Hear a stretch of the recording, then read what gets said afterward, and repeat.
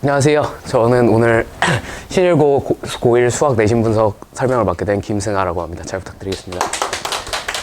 학부모님들 오늘 이제 먼 길 오셨는데 오늘 오신 게 좀 시간 낭비가 되지 않도록 제가 최대한 열심히 한번 귀한 발걸음 하신 거 최대한 열심히 해보도록 하겠습니다. 네, 일단 설명 시작하기에 앞서서 좀 어떻게 설명드릴지 순서에 대해서 먼저 말씀드리면 제 소개 한번 드리고요. 그리고 개정교육과정 안내 좀 드리고 그 다음에 기출문제 분석해드리고 그 다음에 학습 방향성 신일고 수학은 어떻게 대비해야 할지 말씀드려보도록 하겠습니다. 네, 제 소개를 먼저 드리려면 저는 성균관대학교 수학교육과를 나온 김승하라고 합니다. 잘 부탁드리겠습니다.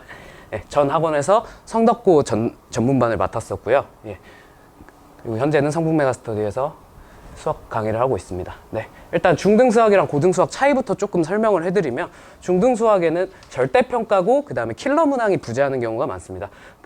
존재하더라도 등급에 큰 영향을 주지 않는 경우가 많고요. 그렇지만 고등수학에서는 특히나 신일고 같은 자사고에서는 킬러 문항이 여기저기 혼재해 있습니다. 왜냐하면 이제 등급에 영향을 주는 것도 있지만 평균과 표준 편차가 낮을수록 이제 수시에 굉장히 유리하거든요.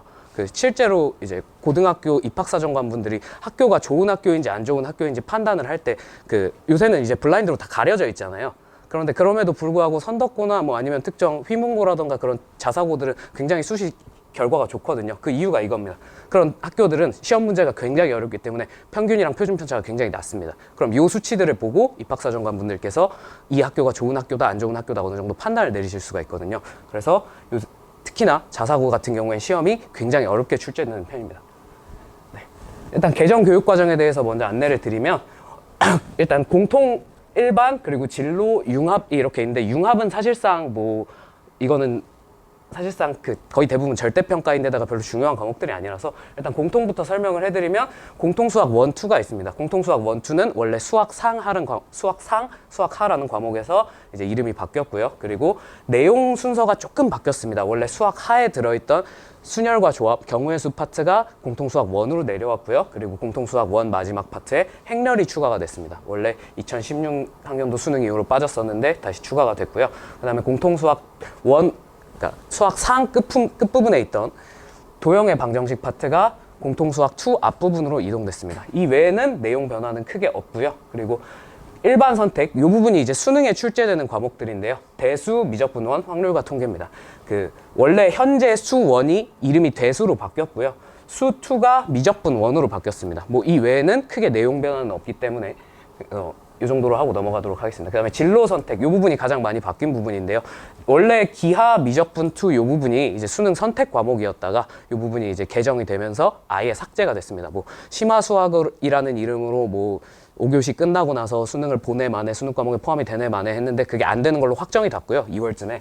그래서 이 과목들은 일단 수능에는 나오지 않는다고 보시면 됩니다. 그런데 수능에 나오지 않지만 이런 과목들이 이제 학교 내신에는 여전히 들어있거든요. 그리고 이 과목들을 특히나 이과를 지망하는 학생들이라면 이 과목을 수강하느냐 수강하지 않느냐에 따라서 입학사정관에서 유불리가 굉장히 크게 갈릴 수가 있습니다. 그래서 이런 과목들은 수능에선 빠졌지만 그럼에도 불구하고 대비를 해야 된다는 점 미리 말씀드리고 싶고요. 그 다음에 요번에 고교 학점제가 도입이 되면서 또 특이한 점이 하나가 추가가 됐는데 그게 이제 이런 과학 계열, 전문 수학, 이산 수학, 고급 대수학, 고급 미적분, 고급 기하 같은 과목들이요. 원래는 요게 과고에서만 이제 수업을 하는 과목이었는데 이런 과목들이 외부 이수, 줌 수업이라든지 혹은 학점은행제라든지 그런 수단들을 통해서 일반고나 아니면 자사고 학생들도 충분히 이수할 수 있는 시스템을 만들어 보겠다고 이제 교육부에서 발표를 했거든요. 그래서 이런 과목들도 이제 당연히 수강을 하실 경우에 특히나 이과 계열을 지망하시는 학부모님들께서는 굉장히 자녀분들에게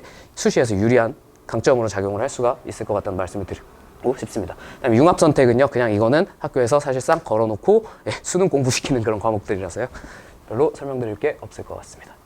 신일고 이제 내신 분석을 조금 해드릴 텐데 일단 교과서는 미래엔 교과서 쓰고요. 부교재는 개념 플러스 유형, 요건 작년 겁니다. 아마 올해는 바뀔 거라는 말이 많아서요. 근데 일단 작년 거 기준으로 이제 등재를 해놨고요. 그 다음에 총평을 먼저 해드리자면 난이도는 자사고답게 꽤 어려운 편입니다. 그런데 자사고 중에서 굳이 꼽자면 그렇게 어려운 편은 아닙니다. 왜냐하면 신일고 문제들은요, 전부 다 어려운 최고 난도 문제들이 전부 다 모의고사 기출을 변형한 수준에서만 나옵니다. 예를 들면 선덕고나 아니면 다른 최상위 자사고들 뭐 유명한 학교들 많죠. 강서고라든지 뭐 아니면 저기 휘문이라든지 그런 최상위 학교들은 최상위 킬러 문항들이 자체 제작입니다. 무조건. 그래서 학원 입장에서도 대비하기가 정말 힘든, 문제집만 풀어서는 대비할 수가 없고 자체적으로 문제도 제작해서 배포해야 되고 그런 부분들이 있는데, 요런 이제 신일고는 그런 문항들은 존재하지가 않습니다. 나오더라도 뭐 2년에 하나, 뭐 아니면 1년에 한 문항 정도, 한두 문항 정도밖에 안 나오기 때문에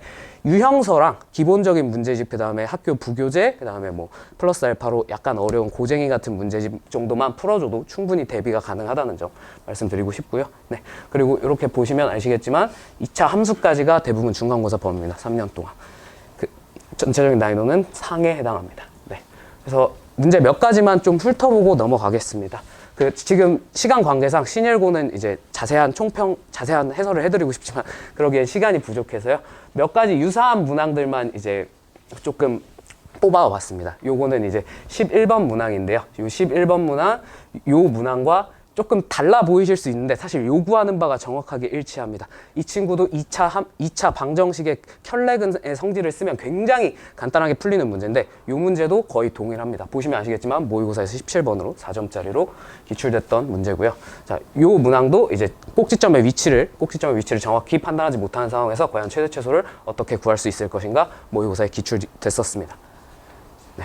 그 다음에 15번 문항입니다. 항상 AB 값에 관계없이 항상 서로 다른 두 실근을 가지도록 하라고 했는데, 원래 상투적인 문제로는 거의 다 이제 중근을 가지라는 문제가 많이 나오는데 약간 변형해서 실근을 가지라고 변형된 거 한 문제가 나왔고요. 그리고 요 문항은 이제 요 문항이 그 변별력을 가지는 첫 번째 문항 정도라고 보시면 됩니다. 요 문항은 이제 이거를 이항을 시켜서 인수분해된 형태로 만든 다음에 곱했을 때 과연 추론을 해내서 각 식을 뽑아낼 수 있는가를 요구하는 문제였는데, 이 또한 모의고사에 유사한 문제들이 많이 기출이 됐었습니다. 요 문항은 이제 요 문항이 정말 좀 새로운 문항이지만 솔직히 말씀드리면 그 정도 어려운 문항은 아닙니다. 그냥 그 2차 방정식의 축 찾는 과정이라든지 그런 것들을 2차 함수의 축 찾는 과정 같은 걸 차근차근히 해나가다 보면 자연스럽게 답은 구할 수 있는 문제였고요. 네. 그리고 이 18번 문항은 이제 유형서 같은 데 많이 나와 있는 이제 근과 계수의 관계를 활용해서 2차 방정식을 다시 한번 세우는 내용이었습니다. 예. 요게 이제 사실상 이 시험의 킬러 문항이었습니다. 킬러 문항. 자, 보시면 아시겠지만 문제도 굉장히 길고요. 굉장히 길고 복잡하고요. 함수의 형태도 너무나도 복잡합니다. 그렇지만 이 문항이 이미 모의고사에 굉장히 많이 출제가 되었던 내용이었습니다. 그러니까 기출 학습만 철저히 하셨다면 이 문항에서 어렵다라는 느낌은 받을 수 있어도 새롭다라는 느낌은 받으면 안 되는 문항이었거든요. 그래서 저희는 최대한 이런 걸 수업 시간에 최대한 많이 다루는 편입니다.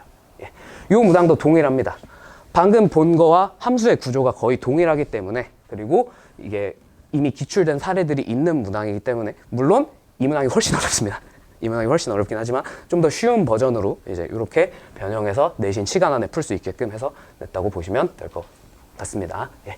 이렇게 하시면 이제 기출 문항을 한번 착 훑어봤고요. 자, 그러면 이제 학습 방향성에 대해서 조금 안내를 해드리도록 하겠습니다. 자, 시험이 쉬운 편은 아닙니다. 결단코. 시험이 어려우면 어려울수록 기본 개념과 기본 유형도 철저하게 하셔야 됩니다. 왜냐하면 뒤에 문제들, 아까 그런 어려운 문제들은요, 물론 문제를 풀 줄도 알아야지만 시간 확보도 정말 중요합니다. 시간이 없으면 그 문제를 풀 때 최소한 3분 이상의 시간을 확보해 놓지 않으면 두 문제 다 건드릴 수가 없습니다. 정말 빨리 푸는 방법이 없는 건 아니지만 그 기본적인 계산량 자체가 좀 많은 문항들이라서 시간 확보가 중요합니다. 그래서 시간을 단축하고 정확하고 빠르게 풀어낼, 기본 문제들을 그렇게 빠르게 풀어내는 학습을 할 필요가 있다고 보여집니다. 그 다음에 그래서 이거에 연장되는 얘기지만 기본 유형에 대한 철저한 반복을 통해서 시간을 단축하고 실수도 줄여야 됩니다. 왜냐하면 학생들이 뒤쪽에 있는 문항을 맞출지 못 맞출지는 당일날의 컨디션에 대해서도 좀 좌우가 되고요. 그래서 앞부분에서 틀려버리면 뒷부분에서 뭐 잘 하더라도 등급은 자체는 동일하게 나오던가 오히려 낮아지는 현상이 발생할 수 있기 때문이죠. 자, 그 다음에 신일고 시험은요, 어렵지만 시험 문제들 중에서 창작 킬러가 없습니다. 창작 킬러가 다른 자사고에서는 정말 많이 나오는데 이런 킬러 문항이 없기 때문에 이런 친구들은 고난도 기출, 유형집, 그리고 아까 보여드렸듯이 모의고사 기출 문항 중에서 고난도 문제들, 그런 것들만 철저하게 대비해도 충분히 새로운 문항, 그 시험 문장에 들어가서 낯선 문제는 없었다라는 느낌을 가진 채로 이제 시험을 볼 수 있거든요. 근데 이게 시험에 정말 중요한 요소이기 때문에 기출 문제들 그리고 모의고사 기출 문항 외에도 그리고 이제 신일고는 그래도 혹시 모르니까 창작 킬러 문항이 1년에 한두 문항 정도는 나오기 때문에 그 한두 문항의 대비를 위해서 이제 저희는 제 수업에서는 개강을 하면 이제 최상위 자사고 기출 문항들 중에서 나올 수 있을 만한 것들은 따로 자료로 만들어서 제공을 해드릴 예정입니다. 그리고 방금 드렸던 말씀이지만 상위권으로 도약하기 위해서는 무조건적으로 유형서에 나와 있거나 모의고사에 기출된 친구들은 아무리 어렵더라도 다 풀 줄 알아야 됩니다. 그걸 변형해서 시험에 많이 내기 때문이죠. 이런 최고난도 문항들을 그런데 이제 해설지만 보고 풀면 시간이 분명히 부족하거든요. 왜냐하면 해설은 그냥 그 출제자 혹은 책을 쓰는 사람들의 입장에서 가장 편한 풀이, 쓰기 편한 풀이, 학생들을 납득시키기 편한 풀이만 적혀 있는 경우가 많기 때문에 그렇게만 푸시면 시간이 부족할 확률이 높습니다. 그래서 추가적인 심화적인 기본 개념과 그 다음에 그 실전적인 테크닉들이 필요합니다. 이제 그런 것들을 몇 가지 보여드리도록 하겠습니다. 그래서 저희 이제 수업 특징 조금 설명해 드리고 마무리 짓도록 하겠습니다. 일단 자체 교재를 통해서 기초적인 개념부터 심화 개념 고난도 문제들까지 전부 다뤄드리고요. 그리고 필수 테크닉, 그 다음에 꼼꼼한 관리인데요. 필수 테크닉은 이제 예시를 보면서 설명을 좀 드리도록 하겠습니다. 자, 어머님들 뭐 관심이 좀 있으신 분들은 아시겠지만 이거 근각에서의 관계 굉장히 기본적인 문제잖아요. 그쵸? 이거 전개하면 굉장히 쉽게 풀리는 문항인데 이걸 사실 일반고에서는 이걸 전개해서 푼다고 시험에 큰 지장이 있지는 않습니다. 그런데 이런 문항들을 신일고 같은 자사고에서는요. 이렇게 전개해서 풀면 시간이 100% 부족해집니다. 끝날 때. 그래서 이런 문항을 저희 반 학생들은 이제 뒤에 저희 반 친구 한 명 와 있는데 저희 반 학생들은 이 문항 10초 안에 암산으로도 다 해결이 가능합니다. 그리고 그 방법을 체계적으로 알려주고 있고요. 이런 것들이 쌓여서 나중에 끝에 가서 시간 차이를 만들어내는 거거든요. 자, 이런 필수 개념들을 제가 수업 시간에 해드리고 있고요. 그리고 저희는 복습을 중요하게 생각하기 때문에 매 시간 과제에서 어렵고 가치 있는 문제들 10문항씩 뽑아서 그리고 매 시간 테스트를 보고요. 그 테스트를 부모님들께 관리해 이렇게 보내드리고 있습니다. 결과를 전송해드리고 필요하다면 코멘트도 조금씩 달아드리고 있습니다. 이런 관리가 특히나 고난도 문제들을 많이 풀어야 되는 신일고 학생들에겐 정말 중요할 것 같고요. 그래서 마지막으로 제 시간표 잠깐 보여드리도록 하겠습니다. 제가 이제 신일고 반을 담당을 하게 됐는데 이번에 신일고 A반, 신일고 AB반, 신일고 B반 이렇게 나눠져 있고요. 주중에는 일반 학생들과 동일하게 수업을 듣고요. 토요일 날 9시 반부터 1시까지 신일고 전담 수업이 따로 있는데 이 시간에 주어진 자료들이라던가 그런 것들에 대한 추가적인 설명, 추가적인 자료를 제공해서 그런 부분에 대한 설명을 해드릴 예정입니다. 교재 구성은 이렇고요.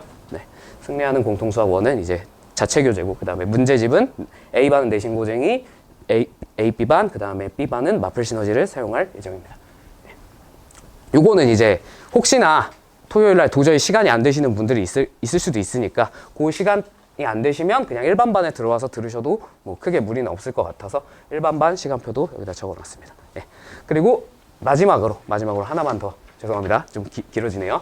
좀 마지막으로 이제 설명 하나만 드리고 넘어가자면 분명히 여기 신일고 어머님들께서는 내신에도 당연히 관심이 있으시겠지만 수능에도 지대한 관심을 가지고 계실 텐데요.